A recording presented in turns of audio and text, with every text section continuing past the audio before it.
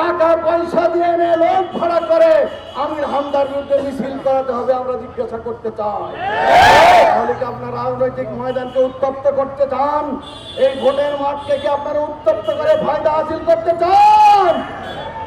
আপনাদের সে গুড়ে বালি মানুষটা হতে দেবে না, জনগণ আপনাদের আশা পূরণ হতে দেবে না।